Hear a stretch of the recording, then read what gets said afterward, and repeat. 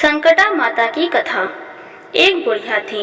उस बुढ़िया का एक बेटा था जिसका नाम था रामनाथ। रामनाथ धन कमाने के लिए परदेश चला गया। बुढ़िया अपने पुत्र के विदेश जाने के बाद बहुत चिंतित और दुखी रहने लगी, क्योंकि बहू उसे प्रायः नित्य खरी खोटी सुनाया करती थी। इसीलिए बुढ़िया प्रतिदिन चिंतित और उदास रहती और घर के बाहर स्थित कुएं पर बैठकर रोया करती थी। बुढ़िया का यह क्रम रोज चलता रहा। एक दिन कुएं में से दिए की माँ नामक एक स्त्री निकली और उसने बुढ़िया से पूछा, बूढ़ी माँ, तुम इस तरह बैठकर क्यों रोती हो? तुम्हें किस बात का कष्ट है? तुम मुझे अपना दुख बताओ, मैं तुम्हारे दुख दूर करने का प्रयत्न करूंगी। बुढ़िया ने उस स्त्री का प्रश्न सुनकर कोई भी जवाब नहीं दिया और रोती ही रही। दिए की माँ बार बार एक प्रश्न दोहराती रही। वह बुढ़िया इस बात से झुंझुला उठी। उस बुढ़िया ने दिए की माँ से कहा, तुम मुझे बार बार ऐसा क्यों पूछ रही हो? क्या सचमुच ही तुम मेरा दुख जानकर उसे दूर कर दोगी? बुढ़िया की बात सुनकर दिए की माँ ने उत्तर दिया, मैं अवश्य ही तुम्हारे कष्टों को दूर करने का प्रयत्न करूंगी। बुढ़िया ने दिया की माँ का ऐसा आश्वासन पाकर कहा, मेरा बेटा कमाने के लिए परदेश चला गया है। उसके पीछे मेरी बहू मुझे बहुत बुरा भला कहती रहती है। यही मेरे दुख का कारण है। बुढ़िया की बात सुनकर दिए की माँ ने कहा, यहाँ के वन में संकटा माता रहती हैं। तुम अपना दुख उनसे सुनाकर कष्ट से छुटकारा पाने के लिए प्रार्थना करो। माँ बहुत दयालु है, दुखियों के प्रति बहुत सहानुभूति रखती है। निसंतानों को संतान, निर्धनों को धनवान, निर्बल को बनवार और अभागों को भाग्यवान बनाती है। उनकी कृपा से सौभाग्यवती स्त्रियों का सौभाग्य अचल हो जाता है। कुंवारी कन्याओं को अपने इच्छित वर की प्राप्ति होती है। रोगी अपने रोग से मुक्त होते हैं। इसके अलावा जो भी मनोकामना हो वह सभी को पूरा करती है। इसमें कोई भी संदेह नहीं है। दिए की माँ से ऐसी विलक्षण बातें को सुनकर बुढ़िया संकटा माता के पास गई और उनके चरणों में गिरकर विलाप करने लगी। संकटा माता ने बड़े ही दयालु होकर बुढ़िया से पूछा, बुढ़िया, तुम किस कारण इतने दुख से बार बार रोती रहती हो? बुढ़िया ने कहा, हे माता, आप तो सब कुछ जानती हो। आपसे तो कुछ भी छिपा नहीं है। आप मेरे दुख को दूर करने का आश्वासन दें तो मैं अपने दुखद गाथा आपको सुनाऊं। बुढ़िया की बात सुनकर संकटा माता ने कहा, मुझे पहले अपना दुख बताओ। दुखियों का दुख दूर करना ही मेरा काम है। संकटा माता के ऐसा कहने पर बुढ़िया ने कहा, हे माता, मेरा लाडला लड़का परदेश चला गया है। उसके घर में न रहने से मेरी बहू मुझे बहुत तरह तरह की बातें सुनाया करती है। उसकी बातें मुझसे सहन नहीं होती। इसी कारण परेशान होकर मैं बार बार रोया करती हूँ। बुढ़िया की इस दर्द भरी कथा को सुनकर संकटा माता ने कहा, तुम घर जाकर मेरे लिए मन्नत मनौती मांगकर मेरी पूजा करो। इससे तुम्हारा लड़का सकुशल घर वापस आ जाएगा।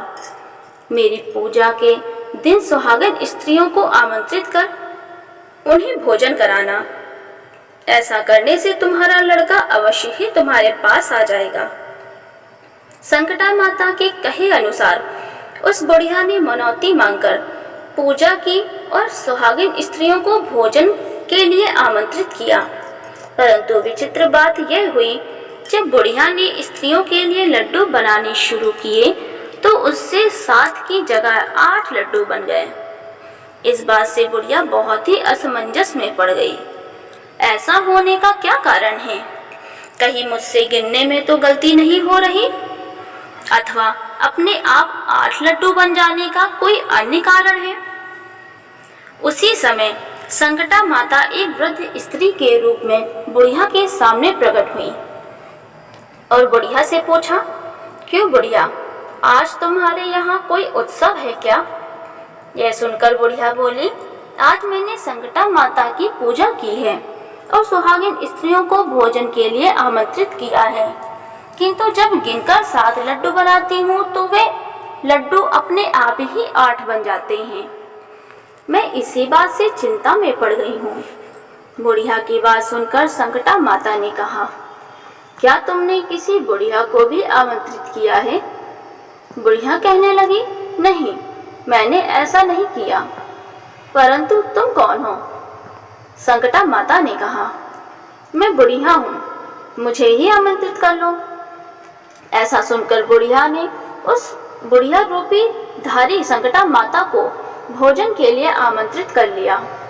इसके बाद बुढ़िया के घर पर सभी आमंत्रित सुहागिनें आ पहुंची और बुढ़िया ने सबको लड्डू तथा अन्य मिठाई आदि का भोजन कराया।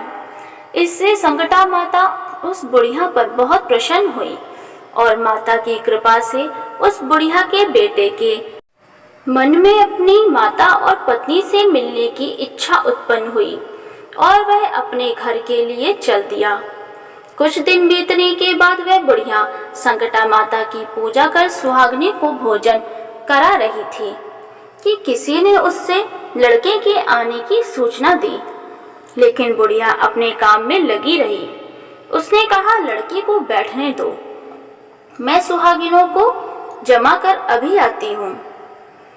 लड़के की बहू ने पति के आने का समाचार सुना।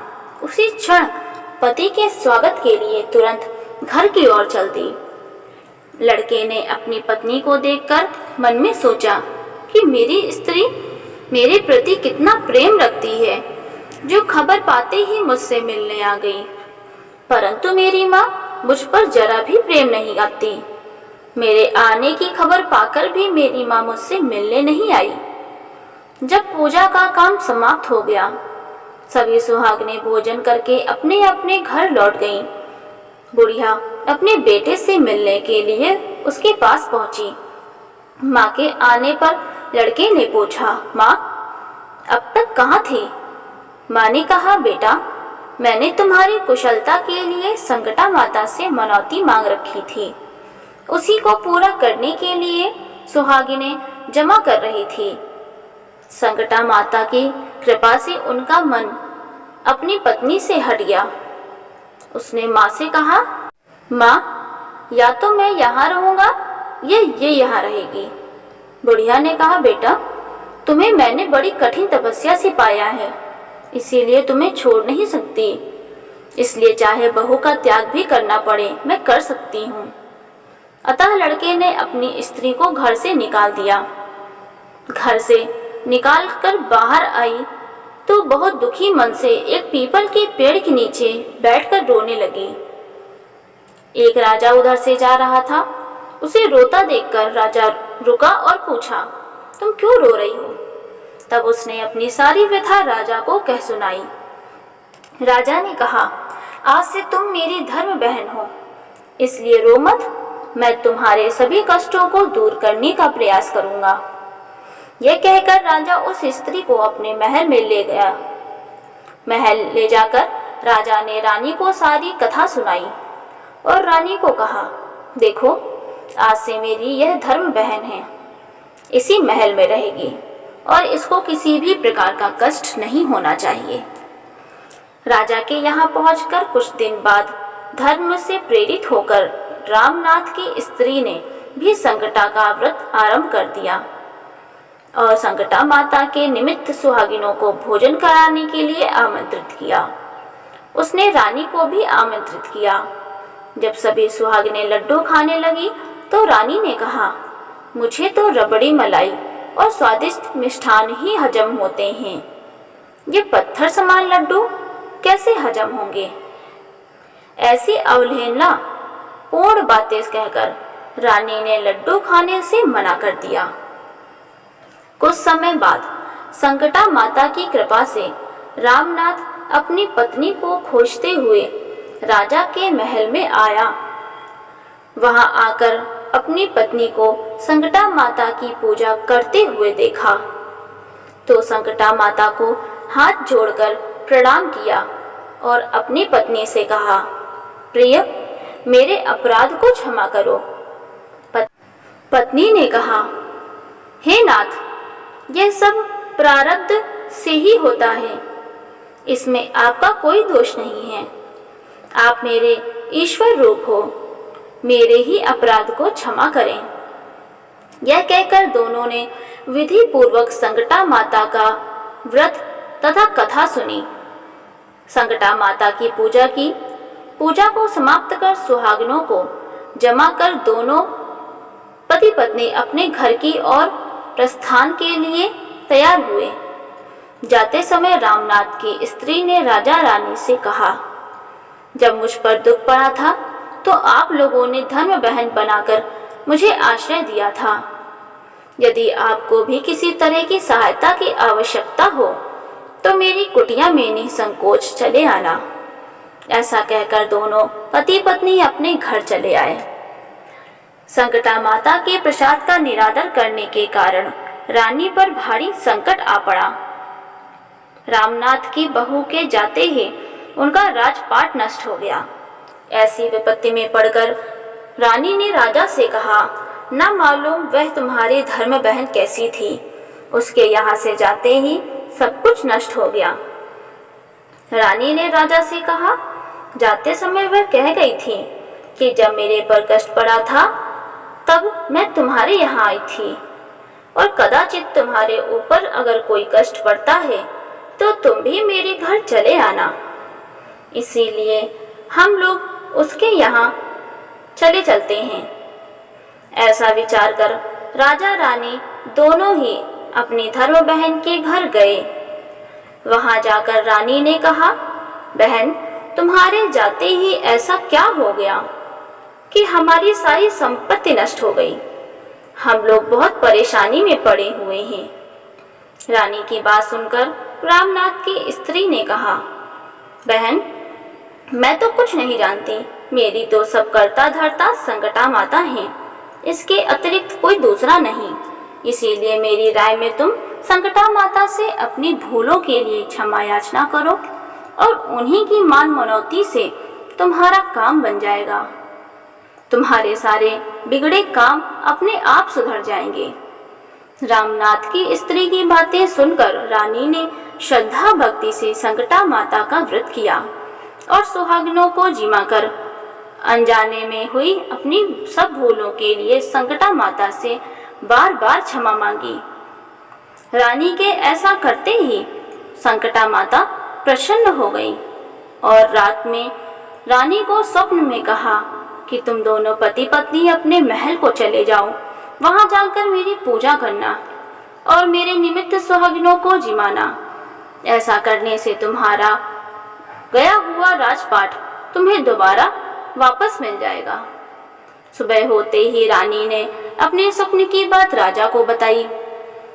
रानी की बात सुनते ही राजा उसी क्षण रानी को साथ लेकर अपने महल की ओर चल दिया। महल में आने के बाद राजा रानी ने संकटा माता के कहे अनुसार पूर्ण भक्ति भाव से माता संकटा की पूजा की और सुहागिनों को भोजन कराया। ऐसा करने से उनका बिगड़ा हुआ सारा समय सुधर गया और सारा राजपाट उन्हें वापस मिल गया और वह पहले की तरह राज्य का सुख भोगने लगे। बोलिए संकटा माता की जय।